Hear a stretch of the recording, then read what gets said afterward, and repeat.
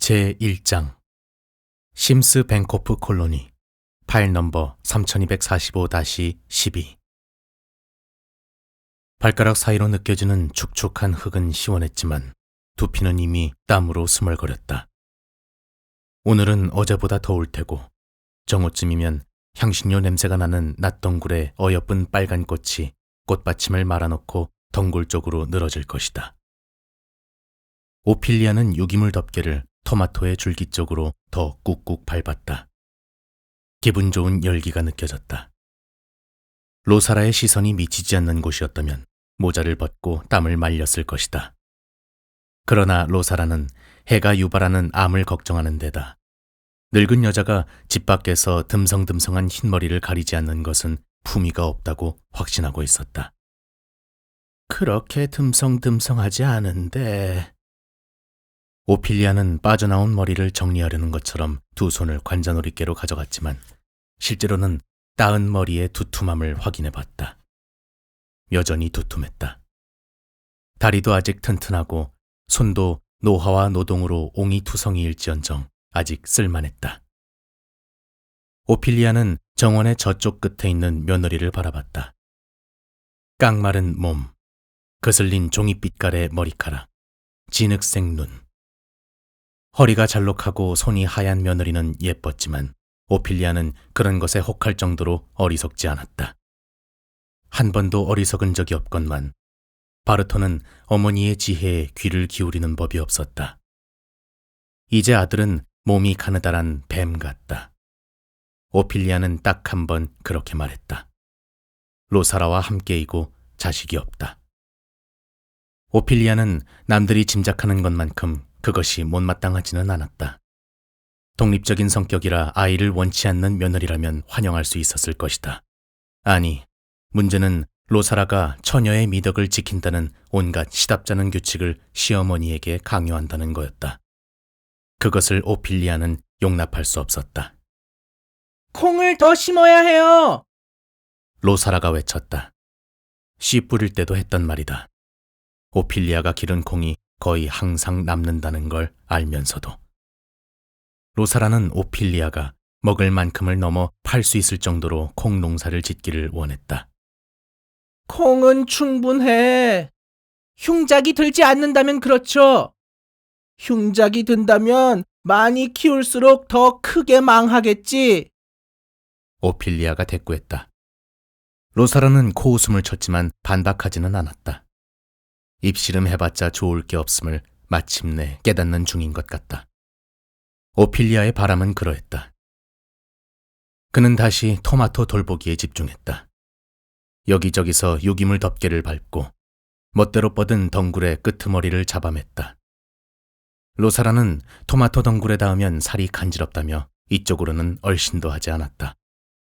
오피리아는 그런 생각을 하자 새어나오는 웃음을 들키지 않기 위해 쪼그리고 앉아 풋토마토의 진한 향을 음미했다. 그곳 토마토밭 한복판에서 오피리아는 깜빡 잠이 들었다가 비스듬한 오후 햇살이 고랑의 구석구석을 비출 때 깨어났다. 눈에 빛이 닿으면 항상 잠이 깼다. 그는 불이 꺼지지 않는 극저온 탱크에서 한숨도 자지 못했다고 지금까지도 확신했다. 움베르토는 말도 안 된다고. 극저온 탱크에서 깨어있는 사람은 아무도 없다고. 수면이 그 장치의 핵심이라고 말했다. 오피리아는 대꾸하지 않았지만 처음부터 끝까지 눈을 꿰찌르던 불빛을 분명히 기억하고 있었다. 이제 오피리아는 여러 열로 늘어선 토마토들 사이에 바슬바슬한 유기물 덮개 위에 나른하게 누워서 그 작고 푸른 정글이 참으로 평화로워 보인다고 생각했다. 웬일로 고요하기까지 했다. 로사라는 오피리아가 잠든 줄 모르고 집으로 들어간 것이 분명했다. 아니, 그 쌍년은 아예 신경도 안 썼겠지. 오피리아는 그 욕을 조용히 음미하듯 혀 위에서 굴렸다. 개년, 잡년, 쌍년. 그런 말을 많이 알지 못하는 그의 어휘에 포함된 몇 안 되는 욕은 다양한 상황에서 다양한 말의 분노를 나눠 담는 이의 욕보다 더 농밀한 분노를 담고 있었다. 그때 길에서 바르톨로메오의 목소리가 날아와 공상을 흩뜨렸고 오피리아는 고관절과 무릎 통증 때문에 쉬 하는 소리를 내며 최대한 빨리 일어나 앉았다. 로사라! 로사라! 나와봐! 그는 흥분했거나 성이 났거나 둘 다인 것 같았다. 종종 그러듯이.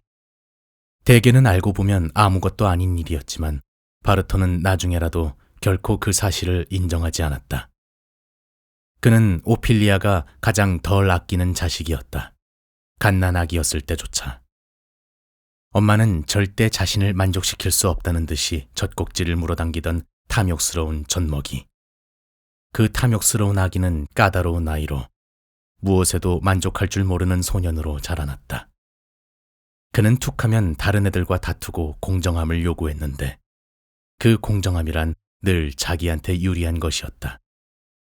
어른이 되어서도 똑같았다.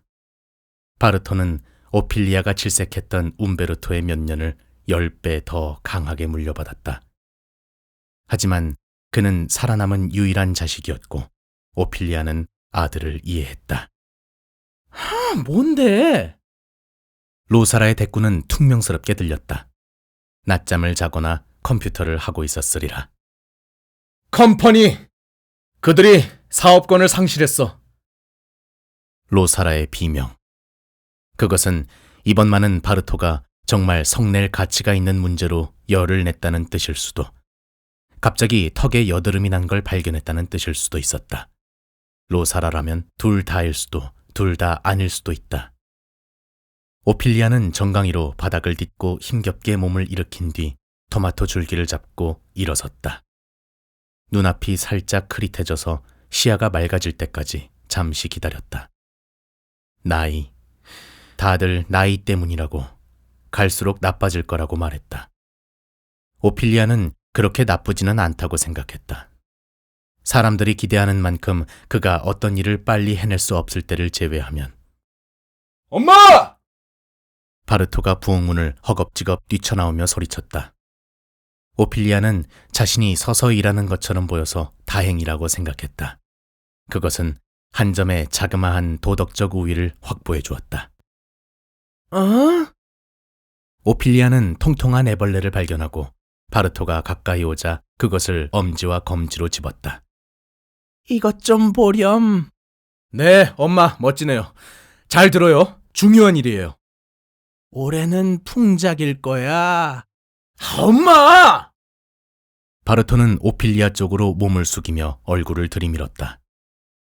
움베르토를 가장 많이 닮은 자식임에도 움베르토의 부드러운 눈빛은 닮지 않았다. 듣고 있어. 오피리아는 그렇게 말하며 다시 토마토 줄기로 손을 뻗었다. 컴퍼니가 사업권을 잃었어요. 거기에 어떤 의미라도 담겨 있는 것처럼 바르토가 말했다. 컴퍼니가 사업권을 잃었다고? 오피리아는 듣고 있다는 증거로 들은 말을 되풀이했다. 아들은 그가 자기 말을 듣지 않는다고 자주 비난했기 때문이다. 그게 무슨 뜻이겠어요? 바르토는 조바심치며 말하고는 곧바로 덧붙였다. 우리가 떠나야 한다는 뜻이죠. 그들은 콜로니를 버릴 거예요. 로사라가 집에서 나와 남편 뒤에 섰다. 오피리아는 며느리의 뺨이 군데군데 붉어진 것을 보았다. 그럴 순 없어. 여긴 우리 고향인데. 멍청한 소리 마, 로사라! 바르토는 토마토 덩굴이 로사라의 몸인 것처럼 덩굴에 침을 뱉었다.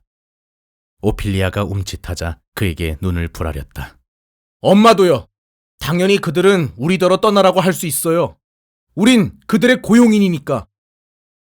한 번도 임금을 받지 못한 고용인. 오피리아는 속으로 혼잣말을 했다. 은퇴도 의료 혜택도 없는 고용인. 얻는 거라곤 생산한 것 중에 스스로 소비하는 만큼뿐. 자력으로 먹고 살며 잉여 생산물까지 내야 하는 고용인. 열대 목재를 할당량만큼 정기적으로 선적하고 있지도 못하지만 벌목량을 유지할 수도 없을 정도로 성인의 숫자가 줄어든 지 오래였다. 내가 얼마나 힘들게 일했는데. 로사라가 탄식했다. 이번만큼은 오피리아도 로사라의 말에 동의했다. 같은 심정이었다. 오피리아는 아들의 매서운 눈빛을 피해 곁눈질로 토마토를 봤다. 줄기에 난 짧은 털 같은 가장자리가 들쭉날쭉한 잎을 봤다. 가장 먼저 맺힌 꽃망울이 작은 샹들리에처럼 매달려 있었다. 아직은 입을 꼭 다물고 있지만 곧 빗속에서 입이 열리고 불이 붙고 그리고 잘 들어요. 바스토는 오피리아와 토마토 사이에 손을 불쑥 뻗더니 그의 턱을 잡아 비틀어 자기를 보게 했다. 엄마도 아직 협의회에서 투표권이 있잖아요. 무조건 회의에 참석해요. 우리랑 같이 투표하는 거예요. 이주지를 선택할 기회가 있으니까. 회의. 오피리아는 회의가 싫었다. 오피리아는 바르토가 로사라에게 아직 회의에 대해 말하지 않았음을 알아차렸지만 아들은 당연히 제 아내가 회의에 참석해 자기가 시키는 대로 투표할 거라고 생각하고 있는 것이었다. 오피리아는 준비하기 위해 집으로 들어가면서 등 뒤에서 투덜대고 있는 아들의 목소리를 들었다. 아주 화가 났다는 것만 느껴질 뿐 알아들을 수는 없었다.